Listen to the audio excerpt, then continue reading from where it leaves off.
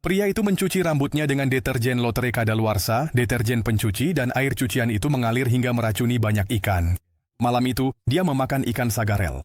Hari-hari yang terjebak di pulau itu akhirnya membawanya pada bibi yang sama. Ia temukan. Pada malam hari, beberapa burung memakan sisa-sisa potongan ikan itu. Keesokan paginya, ketika pria itu bangun, ia melihat bahwa burung-burung itu juga telah mati di rumah. Lalu ia kembali memakan daging burung-burung yang dipanggang itu. Pria itu memiliki hutang bank sebesar 4 lak.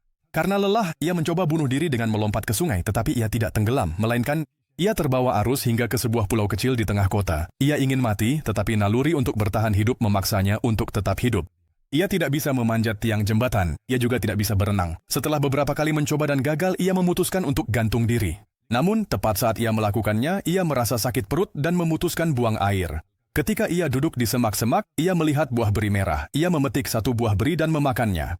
Manisnya mengingatkannya pada masa kecil, ia pun menangis. Setelah itu ia berpikir, mengapa tidak meninggalkan segalanya saja, hidup saja di sini, di tebing ini. Ia memakan jamur liar agar mengganjal perut dan mencoba menyalakan api dengan mengumpulkan kayu. Tangannya melepuh, tapi api tak menyala. Lelah, ia merokok dan duduk diam. Lalu ia berpikir mengumpulkan sampah di pantai. Pagi. Mungkin akan berguna di masa mendatang. Selama waktu ini ia menemukan papan bebek rusak berbentuk perahu bebek yang ia jadikan rumah kecilnya.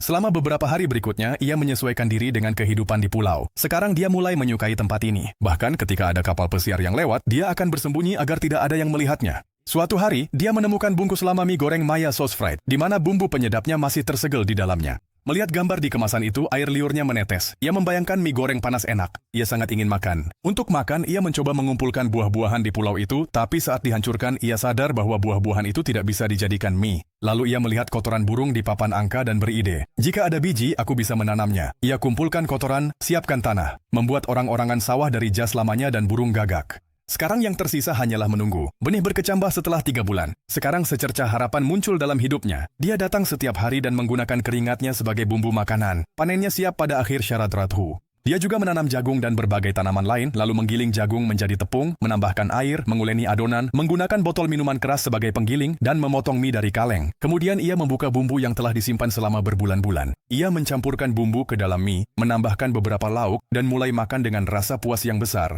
Begitu ia mengambil suapan pertama, ia langsung menangis keras. Karena di setiap rasa mie itu tercermin kisah musim perjuangan harapan dan kehidupan barunya.